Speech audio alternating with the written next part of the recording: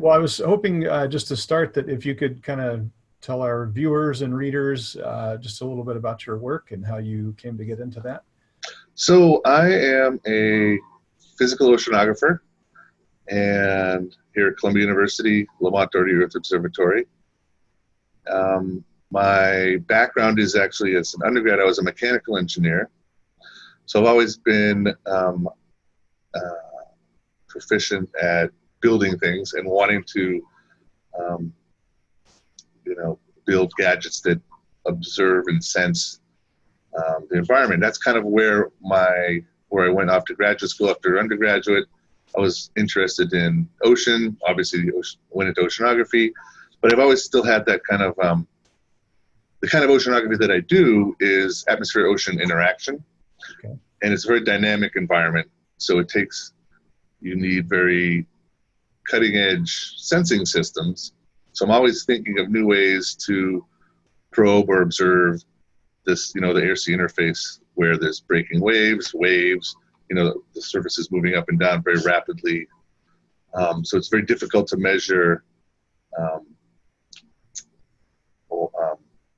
temperature, salinity, the wind speed over the ocean very close to the surface without a lot of difficulty. So I'm always looking to develop new techniques to probe the interface and measure the exchanges between the ocean and the atmosphere. Okay.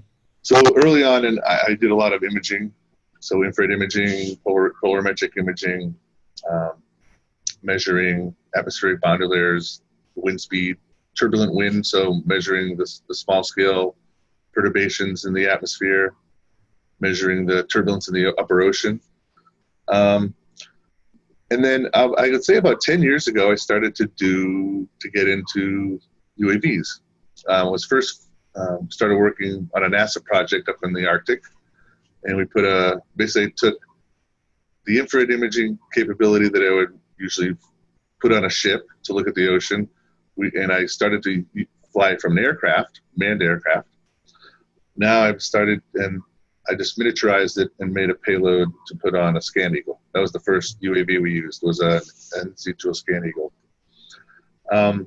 And since then, I've expanded the instrument payloads that we use. We've developed with funding grants from the Moore Foundation and from Schmidt Ocean Institute. So we just, I don't know, you want to just keep talking? I can just keep talking. I'll give you the history. So after that first experiment up in the Arctic, the Moore Foundation contacted me and said that they were interested in developing more payloads. So I basically miniaturized every facet of what I do from a ship, and I basically miniaturized all those sensors and put them on aircraft now, or UAVs. Okay. And then, so we just did that we went up to the Arctic again, where that was from land. And then the Schmidt Ocean Institute said, well, we want to do this from a ship. So I adapted all my payloads and put them on a new kind of system. I don't know if you've heard of it, from Latitude Engineering. Now L3 Latitude was bought up by Harris, right, but they have this vertical takeoff and landing capability, and it's ideal for working from a ship. So we did that. We showed that we could do that from a ship on the RV Falcor, which is Schmidt Ocean Institute's ship. And then the Moore Foundation came back and said, oh, we really like this idea. We want to do this from land again, but up in the Arctic. And so we did a whole 2-year project up in the Arctic using the UAVs to look at sea ice and sea ice changes in and around the Alaska coastline. And then Schmidt Ocean Institute came back and said, oh, we want to do this next phase, which is, or I went to them and said, we want to do long-range telemetry of the data. So now, this past 5 months, 6 months, we've upgraded the UAVs. So I have 3 of these HQ-90s from Latitude. Okay. We've upgraded them now, so all my payloads fit on fully adaptable. I just pop the nose cone on and off with the different payload. And now they all have both dual GPS so that they can take off and land autonomously from a ship, and they all have a long-range data capability, so that all the payloads that I have on there telemeter all the data back up to 50 nautical miles away. Okay, so you're getting your data just in real time. Real time. Now we're getting the data real time, which is really useful. I mean, we used to, we have an idea where we want to go and target to a certain feature. So say we're looking at the ice edge of the sea ice, we get a satellite image, and hopefully the ice hasn't moved around, and we'd go back and map out that area in higher resolution. And sometimes we'd get it, sometimes we wouldn't, because the ice moves, right?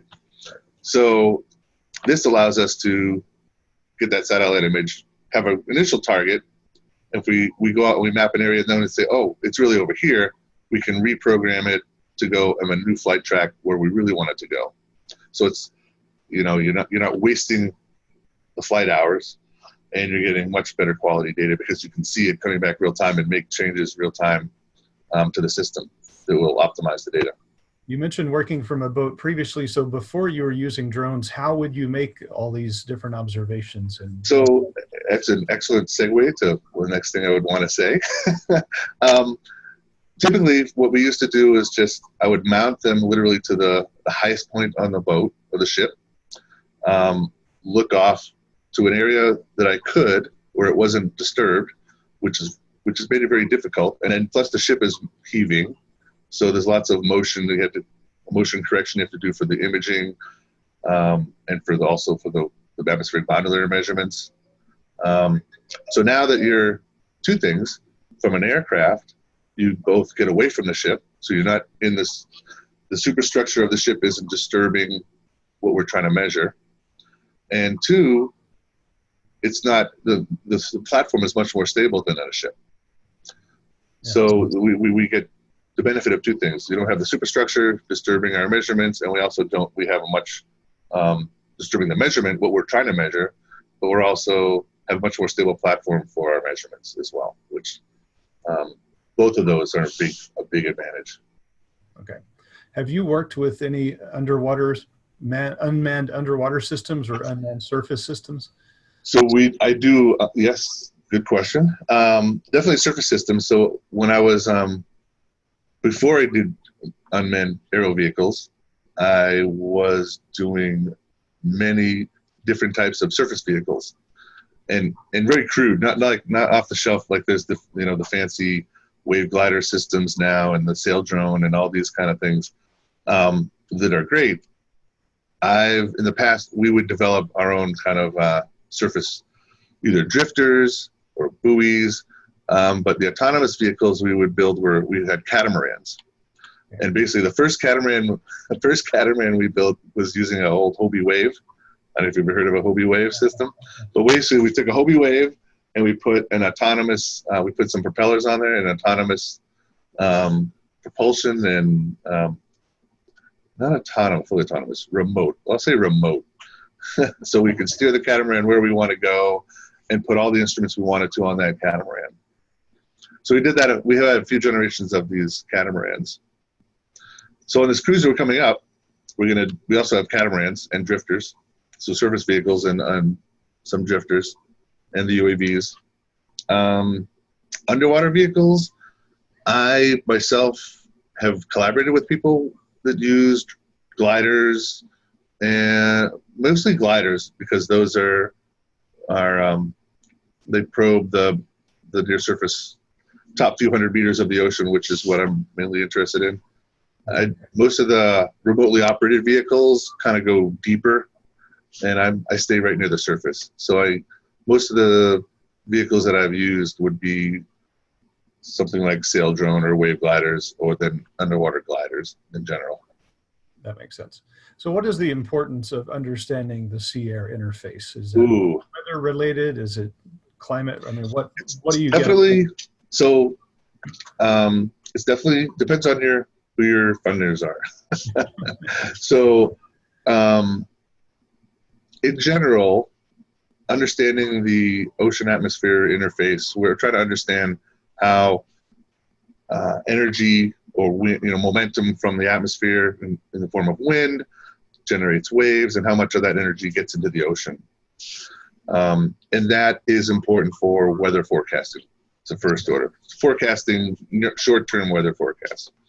And that's really what I do is most closely related to weather forecasting. So short-term, your 10-day forecast that you see, the marine forecast, the data or the understanding that I provide from the data that we get, we will develop models which will then feed into the marine forecasts. Okay. I would say another level of what we do is understand exchanges of heat into the ocean, and specifically marine atmospheric gases like carbon and methane. But specifically carbon, we can, if we understand how, I try to model how fast carbon goes into the ocean, or goes out of the ocean. Okay. And that would be useful for climate models, which are much longer term, 100-year models, to multi-decade to 100-year models, duration models. And that would be, the models that we produce for understanding how fast gases are transferred between the ocean and the atmosphere goes into those kind of models. Okay. Then there's also when the Navy has an interest, they have an interest in short-term marine forecasts for sure, and understanding waves and imaging waves. So we could send out a UAV with one of my polarimetric cameras that would map out what the wave field is ahead of a ship. You could real time do some avoidance and maybe put the fleet somewhere else or it's another place. So depending on whose interest, or you could use it for surveillance, obviously. What is it? ISR, intelligence, surveillance, and reconnaissance, right? So any kind of ISR type scenario, the UAVs are really useful for. Yeah, I'm sure. And so you said you've been building and miniaturizing your own payloads. Are you just able to find what you need on the commercial market, or is it just big? Both. So the cameras, I find most of the visible cameras I find on the commercial market. The infrared cameras, I work with specific companies, like Sofradir is one company that I work with. Not trying to plug anybody, but I work with Sofradir, and the beauty of working with a company like that is they build the sensors, and they'll build the engines, and I keep telling them, I want it smaller. As small as you can get me a cooled sensor, the better. So I've always pushed them, and we've worked somewhat in tandem to get the sensor as small as possible for my purposes. Okay. And I worked with other companies on this polarimetric. I keep mentioning this polarimetric technique. It started out as a big box with 4 cameras and beam splitters, and recently we just earlier this summer they built a single camera version of what I was doing before. Okay. So we've kind of done that in tandem, and we just put that on a tower, and then eventually we'll put that back on a UAV. Okay. So it's a little bit of both. And actually some sensors we build from scratch, and where we can. Okay. And so I would say it's a little bit of both. A little bit of our own sensor development, but also some off the shelf, as small as possible. Okay. And then a lot of it is the integration of the payloads is a significant task. We've gone through, in the past 10 years, we've gone through 5 redesigns, and we're just at the point where the payloads are really robust, very tight, all the cabling is nice and neat, it's almost, ready for production kind of thing. I'm not going to get in the production game, but it's very, it's not your, what I did when I was a graduate student, where I threw something together to throw up, to get a measurement. This is much more professional. My engineers have done a really good job. Less duct tape, I guess. No duct tape. Although I never go to sea without at least 10 rolls of duct tape, because it's our method of choice in a pinch. Is there any kind of sensor that you're not able to use now that you would like to, or some kind of sensor type measurement in the future? Let's see. Ooh, that's a good question. Most of the sensors that I have are the kind of the staple. I've been trying to get higher end miniaturized systems. So like I have a hyperspectral sensor now. I've been trying to get this higher end, next order of magnitude level accuracy sensor that I would put on a payload. Likewise for so I know there's scanning lidars out there that I want to eventually get. This polarimetric camera that I want to put on there. Anything that can measure the waves is something I would want to put on. So it's not really a new sensor, because I already have it and I'm just going to put it on there.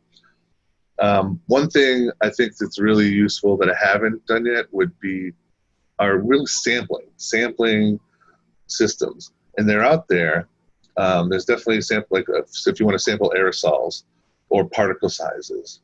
So in exchange between the ocean and the atmosphere, understanding how much salt spray gets up in the atmosphere, because those aerosols that come from the ocean or get deposited in the ocean are important for, say, clouds, the whole hydrological cycle and cloud formation, and then cloud formation leads to thunderstorms, and then you have the full, water goes back deposited into the ocean. So I think, and it's not really easy too, because UAVs don't like to go into rainy storms, or where the air is down under the surface where there's lots of salt spray. It probably isn't good for the engines or flying. But those are the kind of sensors, aerosols and particle counters, and those are the probably important sensors that need to be made, that are out there, but really just in the beginning. And actually, one sensor in general, regardless of whether it's from a UAV or not, is fog. Okay. It's really hard to measure fog, and it's actually really important it's a big unknown gap in marine forecasts. Okay. We're just kind of, fog is really guesswork at this point. But it's because it's hard to make the measurement, and so we don't have a lot of measurements to develop the models that we need to develop. Okay. So anyone has ideas on how to measure fog, let me know. I was going to say, so is that going to be a big component of your work going forward? Yeah, fog is definitely something that my collaborators and I have a big interest in. It's definitely, like I said, it's definitely important in marine environments. I know people on the West Coast are really concerned about fog and how fog is really important for ecosystems as well. Like the whole redwood system relies on fog to help with their survival. How they what's the word? I'm not a biologist. I'm not going to say anymore. I just know that it is important to the ecosystem on the West Coast and the redwood in general, the forests out there. Okay. And your work in the Arctic you were mentioning, is that a little different from the other sea air interface, or is that kind of just a different application for it? It is. So,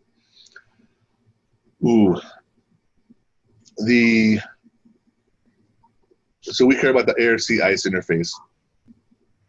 And the idea of the main thing we want to understand about the ice is how much from the UAV. Well, we want to know in general, we want to know how thick the ice is. Okay. And so we want to understand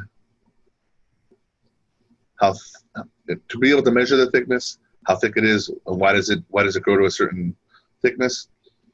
And that is how much it grows depends on how much the heat flux in the ocean, the heat flux in the atmosphere, whether there's snow on top of the ice. So all these aspects all go into understanding the sea ice. What we can do from the UAVs, we can measure its thickness, we can measure its the freeboard, we can measure whether there's snow on top of the ice. We can measure the spectral properties of the ice and snow, meaning if we know, we can measure how much heat is getting absorbed, how much heat is being reflected off. So we fly with our hyperspectral cameras and our long wave and short wave radiometers to see how much heat is absorbed by the ice. So in certain areas where there's more heat, it becomes more unstable more quickly, it becomes thinner. So it is a little different in understanding the properties of the ice, but it is, in some ways, it's very similar to the ocean. We want to understand how much heat gets into the ocean, maybe for a different reason. We're not measuring the thickness of the ice, but we want to know how much heat gets in the upper ocean, because that's what's going to drive ocean circulation eventually. Okay, that's really cool. And is that ongoing work in the Arctic? So we just finished our second field season. So we have 2 years of data that we're going to look at for maybe, look at for years and a couple of years, or the next year or two, and write new proposals to continue those studies or new studies, depending on what the results are from our existing measurements. Okay. I think the measurements will tell us something about some new information, and that'll guide us to new projects or new ideas of a better way to make the measurements. We're always learning from one step to the next, I guess. Well, speaking of learning, what advice would you give to researchers who maybe want to use drones and aren't sure how to get started? Ooh, well, I was going to say, let me do it for you. No, it is a great undertaking. It really is. Working with drones, you really have to be sure that it is what you need as your tool. I got into this, basically the past 10 years I've been doing development. I've been developing for 10 years now to get to the point where I am, where now I have a tool that I can use for real science. Okay. And I mean, preface this as well. These are not just your octocopter kind of systems that go out for 15 minutes. You can get octocopters now that have the same size. You can put the same size payload that I have, but the drones I'm talking about, they go out for 15 hours. Okay. I send them up, they go out, they fly over the ocean 15, they map out hundreds of nautical miles of real estate, over 15, I can task them to go all over the place for over 15 hours. So these are high endurance, high payload systems. So they're not an easy thing to just do. It takes a lot of both ground support for the UAV itself and a lot of payload support. When I say a lot, it takes, depending on how intense your observations are going to be. So for instance, on this next cruise we're going on, we'll have three pilots from the company, from that have been contracted, and then there'll be 5 of us, 5 of the payload on the payload side. One specific payload specialist, and then 2 people doing ground support, helping the pilots, and then 2 people doing the real-time tasking. And then when we're down on the ground, those 2 people that are doing ground support are going to be doing all the data download and data processing. Okay. So it's definitely not a small operation, but it also depends on how much you want to get out of the system. It's the UAV itself. What was I going to say? I think So it's not an easy thing to do. If I give you advice, I would, like I said, I would think long about what exactly you want to get out of it, because you can always use. I would find more often than not, I'd rather use a manned aircraft, just because of the issues of getting COAs. Yeah. With COAs certificates of authorization by the FAA to fly in any airspace in the U.S. and along the coast, and they're very difficult to get, and especially for the aircrafts my size, the ones I'm talking about. Right. So in some sense, it's easier to just use a manned aircraft to put my payloads on that. The difficulty is if you don't have your own aircraft and you're just throwing it on there, it's not going to be the type of measurement you want. For me, my end goal is to go to sea. So eventually, the whole development over the last 10 years was to make these systems so that when I go to sea, I don't have to worry about COAs and FAA rules. I just have to go out to international waters and make my measurements. So I don't have those problems, or less of them.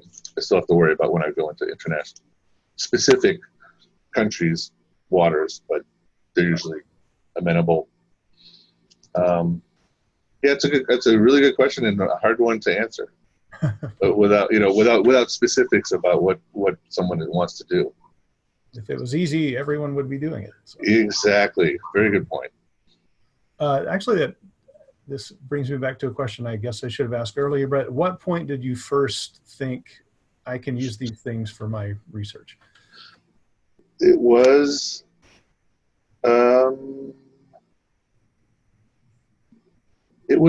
about, I'd seen the in situ had been flown from ships. Right. And I'm like, oh, that's the fact that when I first saw that, I was like, okay, yes, I could take all the stuff I do from a ship and put it on this in situ scan eagle. It would be great. And I think I first suggested that, proposed that to the Navy back in 2008. So, about 10 years ago was when I first started really thinking about it. And it's been a long, arduous journey to where we are now. A lot of work between now and then. It was. So where are you off to next? We are heading, so I just came back from Honolulu, where we loaded the RV Falcor, which is Schmidt Ocean Institute's research vessel. So we loaded everything there. So all our UAVs, our payloads, all our surface vehicles, ocean surface vehicles are on the ship. The ship is in transit to Fiji, and we're meeting the ship in Fiji later this week. Oh. I fly out on Wednesday, and I'll be in Fiji Friday, get on the ship, and we'll go. Do you need any further helpers? Actually, if you called me a month ago, you could have come with his empty bunks, actually. With all seriousness. I was looking for takers about 2 months ago. Oh, well. Well, you have to let me know about the next time. I will let you know about the next time for sure. So that's kind of all my questions. Is there any we should get into that we didn't? I think you touched on some good things there. I could tell you a little about the upcoming experiment. We're going out. So we're going to be flying the same payloads that we've been flying. The project is really focused on understanding the upper ocean heat budget. So Fiji's a very, very, actually, it's probably going to be the cushiest cruise I've ever been on, because the winds are going to be nothing and it's going to be glassy calm. But we're going to this region because it has, there are a lot of cyanobacteria blooms. So just in general, algal blooms, and we're specifically interested in cyanobacteria because they change how much how much sun is absorbed in the ocean. Okay. So typically, if there's nothing there in a blue water ocean, the sun penetrates down to 10 meters, maybe even deeper. But most of the sun is absorbed in the top 10, 20 meters. Okay. When cyanobacteria blooms, the sun, we don't know, but we presume, we have some measurements that indicate that the sun most of the sunlight is absorbed, most of that heat from the sun is absorbed in the top meter or less. Okay. And you can't predict it using models. So we want to go out, understand how much heat is absorbed, or how do these cyanobacteria blooms impact the absorption of the sun with depth. And then once we understand how much heat is absorbed, how does that change the temperature, the ocean temperature? And it's not just vertically with depth, but horizontally. So that's where the UAVs come in. We can map out large areas of these blooms, cyanobacteria blooms, and also what their impact on the surface temperature, or the temperature of the ocean is. And that temperature of the ocean is one of the biggest, most important variables in terms of air-sea interaction, right, and the